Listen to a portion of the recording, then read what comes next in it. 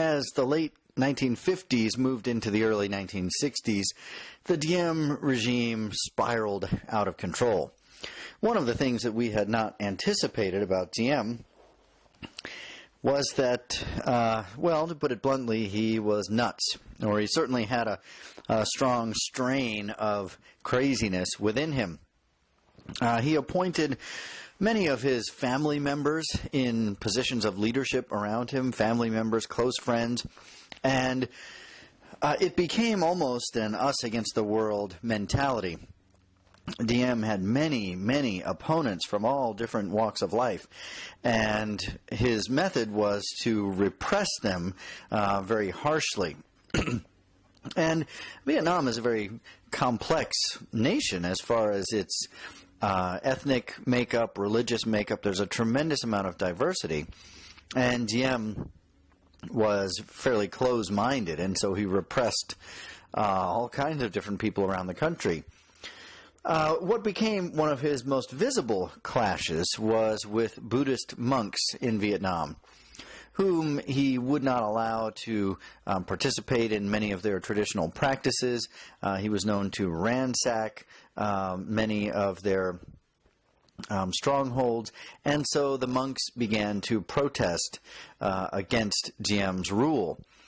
One of the things that they did on a number of different occasions was self-immolation, burning themselves in public displays of protests.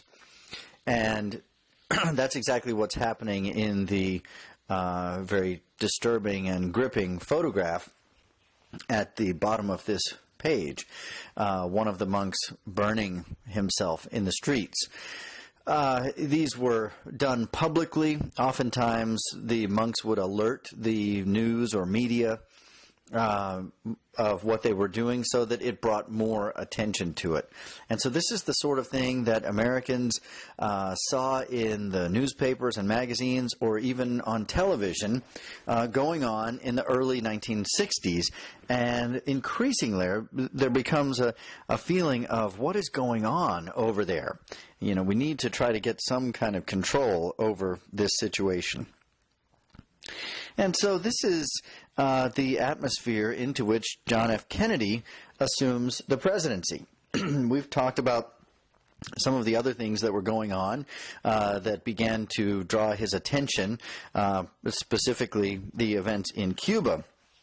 But certainly our involvement in Vietnam was escalating under the Kennedy presidency. So one of the things that Kennedy adopted as one of his policies was known as flexible response. And this was in contrast to some extent to Eisenhower, who I talked about had emphasized nuclear weapons and more bang for the buck. And so there were moments when it seemed Eisenhower was pushing us unnecessarily close to using nuclear weapons. And Kennedy thought, well, a fairly mild or small episode warrants a fairly mild or small response. And so in Vietnam, flexible response meant that, all right, well, the trouble here is kind of gradually escalating, and so we're going to gradually escalate our own involvement. Certainly doesn't warrant a major attack or a nuclear weapon, but what we will do is begin to send a small number of soldiers, military advisors, to help the South Vietnamese government and Diem try to get control on what is going on. One of the strategies that Kennedy employed during this period in South Vietnam was known as the Strategic Hamlet Program. You see a diagram of a strategic hamlet there on the right-hand side of the screen. And I would invite you, before I describe what exactly is going on here, just to think for a moment what that resembles. Perhaps you are thinking that it resembles a prison camp. And indeed, that's a fair comparison. You've got a ring of different sorts of gates and barriers around the outside, and within are a variety of different places where people will stay, and then you've got different things going on there, the school and medical center and whatnot. The idea behind the Strategic Hamlet program was that it was too difficult to distinguish between who are the Viet Cong, who are the enemy, and who are our friends. And so what the Strategic Hamlets did was to take the people that we knew were not Viet Cong, in other words, our friends, our allies that we're trying to help, and would move them into these camps called Strategic Hamlets. Well, there are a number of things that sort of go awry with this plan, and some things might be going through your mind as you consider. These are our friends that we're putting into these camps. It's not a prison camp in the sense that we're putting our enemies in there. We're putting our friends and allies into the camps. So that alone tells you one of the serious flaws in this plan. But it also might be helpful to realize that for the Vietnamese, ties to the land and their homes exerted a profound and deep connection, much in the same way that Native Americans feel a tie or connection to the land. It's not just the way that we do as Americans, where it's a home, you can sell it, or it's an apartment, you move out. For people like this, it is a gut-wrenching, earth-shattering kind of decision to be moved. And so we're picking these people up, we're moving them into these camps, and conditions in the camps were terrible. They do essentially become prisoners, even though they are our allies. Making matters worse was that the United States didn't realize that the man we appointed to run the Strategic Hamlet program was a Viet Cong himself. He was one of the enemy. And among his strategies was to make conditions in the camp so bad that it would drive people into the arms of the Viet Cong. And by the end of this program, the Strategic Hamlets were nicknamed VC recruiting centers, Viet Cong recruiting centers.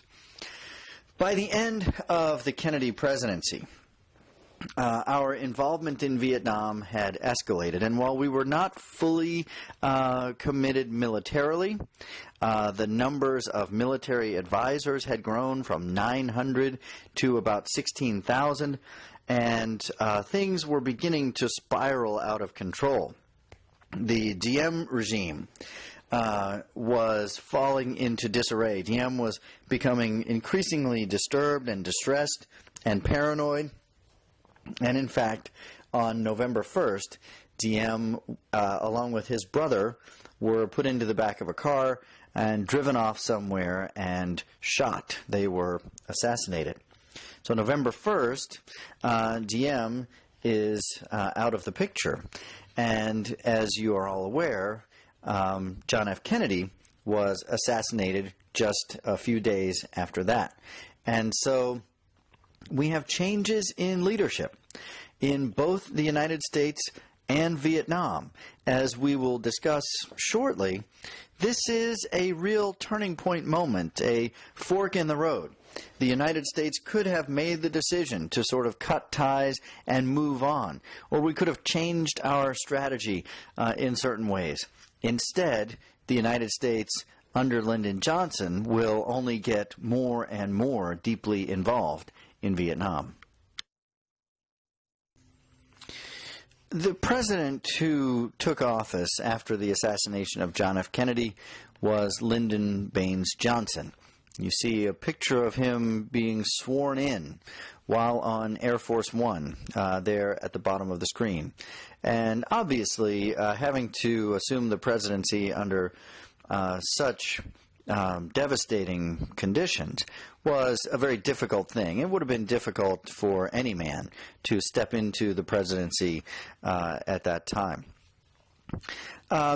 Johnson is generally regarded as one of our weaker presidents, although his legacy is unfortunate in many ways because, well, I will discuss his life in more detail in the next chapter, but As we talked a little bit with Herbert Hoover, there are many positive accomplishments in his life and things that he could take pride in. But he may be best remembered, in the words of one historian who wrote, he was the only president to lose two wars, the war on poverty and the Vietnam War.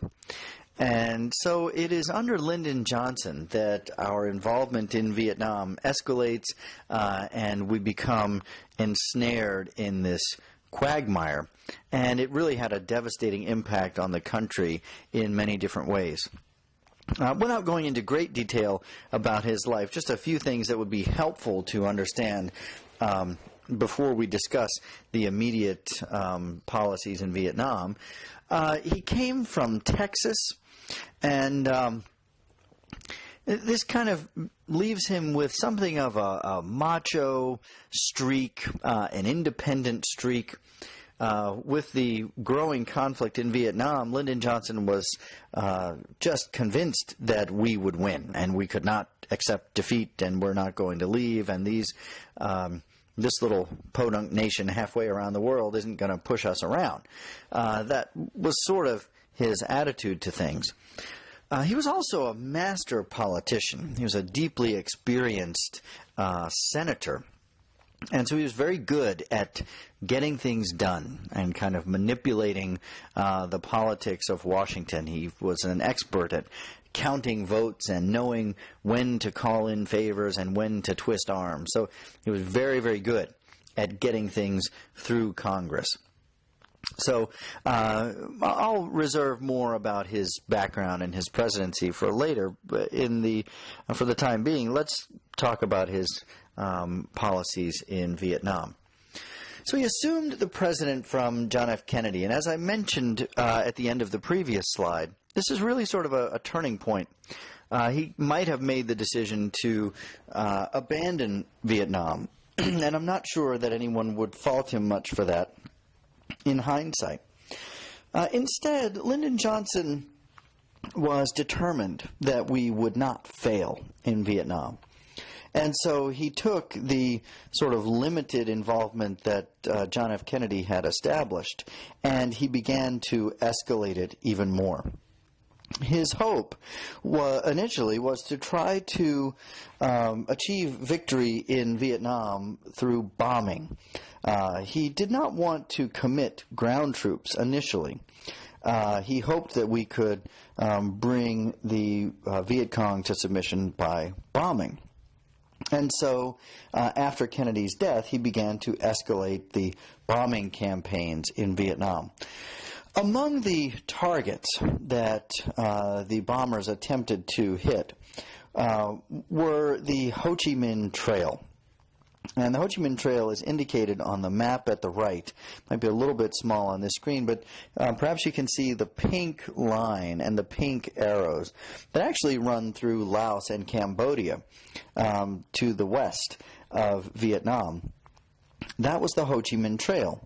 This was the trail by which the North Vietnamese delivered men and supplies and weapons and ammunition to South Vietnam, where they would be used against Diem, or now against the United States. And so it's not even really in Vietnam. Most of the trail is in Laos and Cambodia. We should also describe the trail just a little bit, because you may be thinking in your mind a trail sort of running through the woods like you would see in a national park or something. And early on, much of the Ho Chi Minh Trail was like that.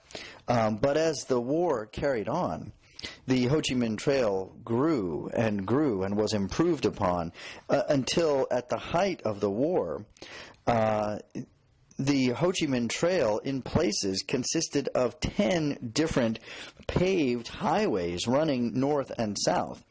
And as many as 20,000 men per month moved from north to south at the height of the war. 20,000 men every month. And so bombing the trail meant at times bombing one of these roads or one of the paths, only to have another one running right alongside of it. And so it was never terribly effective to bomb the Ho Chi Minh Trail because the North Vietnamese were constantly repairing it and rebuilding it. But in the early going, Lyndon Johnson hoped to achieve victory through bombing, and through several months of this process, and realizing that bombing was not really achieving victory as quickly as he hoped, Johnson determined that it was going to be necessary to engage more ground forces in Vietnam. And in some ways, he was looking for a reason or an excuse to escalate the war. And he found it in an episode known as the Gulf of Tonkin Incident, which leads to the Gulf of Tonkin Resolution. So what happened, if you look at the maps on the right, the little map at the top gives you kind of a specific look at the area that's known as the Gulf of Tonkin.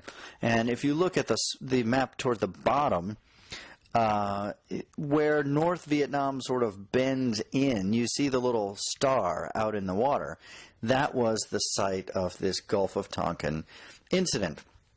This is in August of 1964, and the exact circumstances of the attack are somewhat murky, but there were two American destroyers, the Maddox and the Turner Joy, who were in those waters. And one of the things that we know now, but that Lyndon Johnson and other administrators hid from the nation at the time, is that those ships were assisting South Vietnamese sort of covert operations along the coast and launching attacks against North Vietnam. They were not supposed to be there, and they were not supposed to be doing that.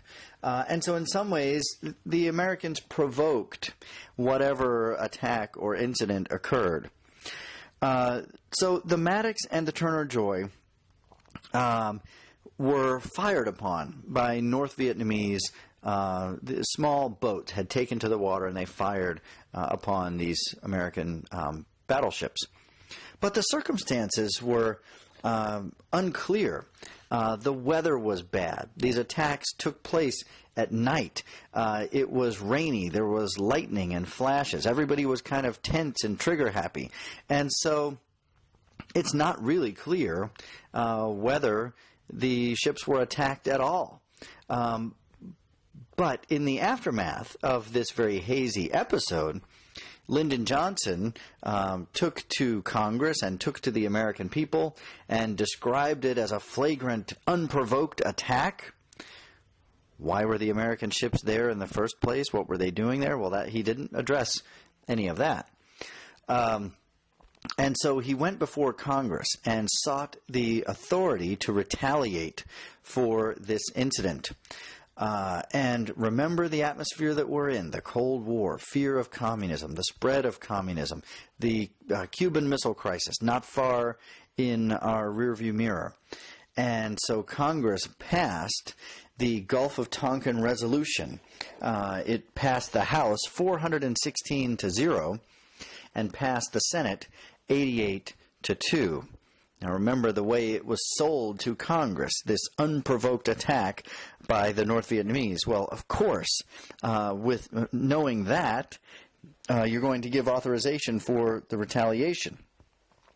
But a lot of the questions and uncertainties and haziness around the incident were kept from the congressmen and from the American people. And so with that, Congress has given Lyndon Johnson the authority to retaliate for the Gulf of Tonkin incident. This is the closest we come, the Gulf of Tonkin resolution is the closest we come to an outright declaration of war in Vietnam. We never actually declared war. It was simply this authority given to the president by Congress to respond as he saw necessary.